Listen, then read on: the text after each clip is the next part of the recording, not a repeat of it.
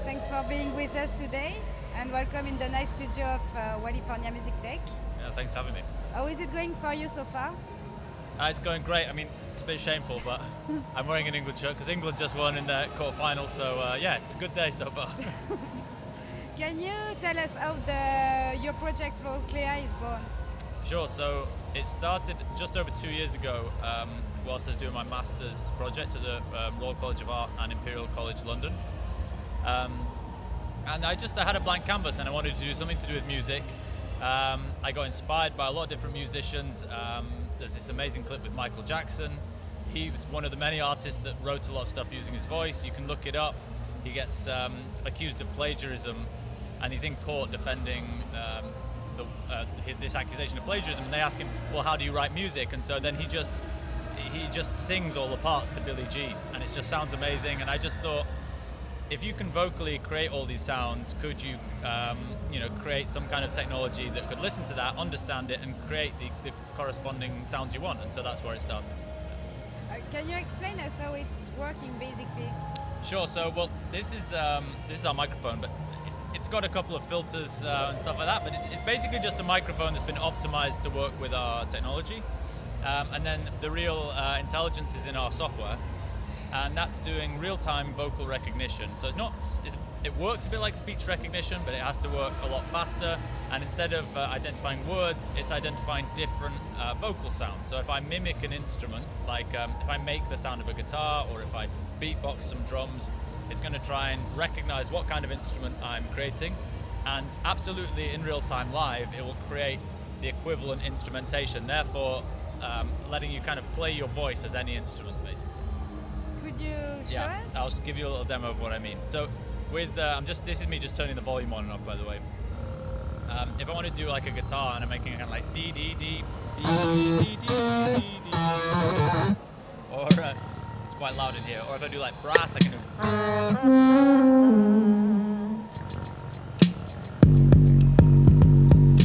So I can trigger different samples through beatboxing. It's picking up some background noise here, but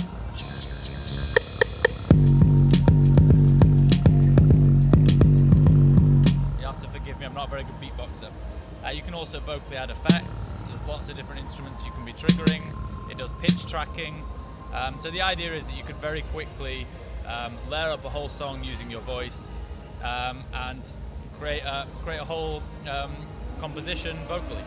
Do you have to be a great singer to use Vochlea? No, obviously it helps.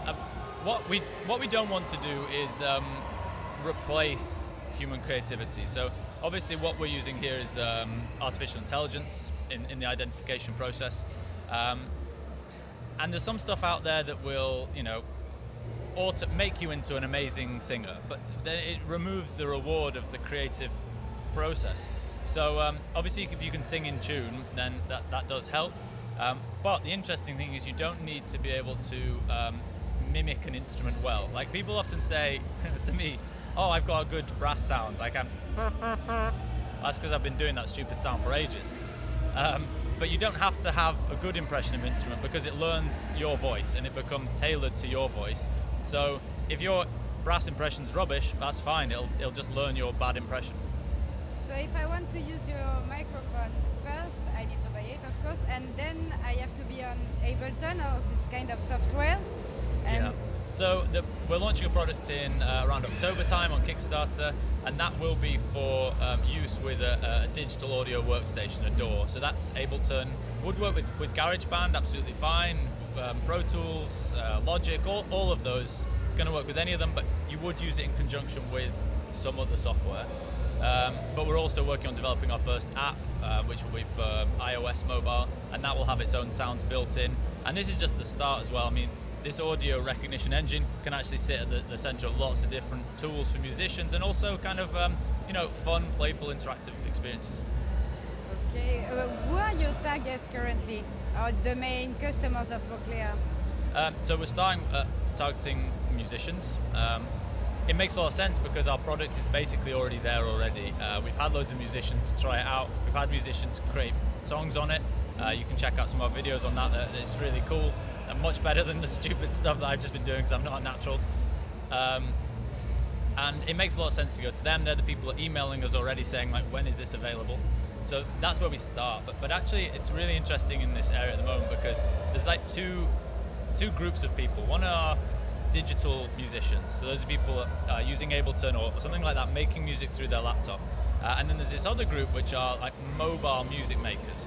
And that's kind of people that use Smule or sing karaoke, like karaoke apps and stuff like that. You're still kind of making music, but it's more on the playful mass market end. And these two groups are starting to overlap. And because it's becoming so much easier with the power of the mobile phone, is the computational power of it's so good now that you can do real-time audio recognition and stuff like that on it. And so we're kind of targeting both these groups as they overlap.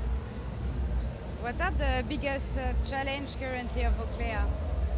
Well, one of the biggest challenges actually is the human challenge. You know, I think it's all about managing expectation. I think everybody wants to. Everyone that learns guitar when they're a teenager wants to wake up the next day and be Jimi Hendrix, and that's not possible, right? You have to put some time in.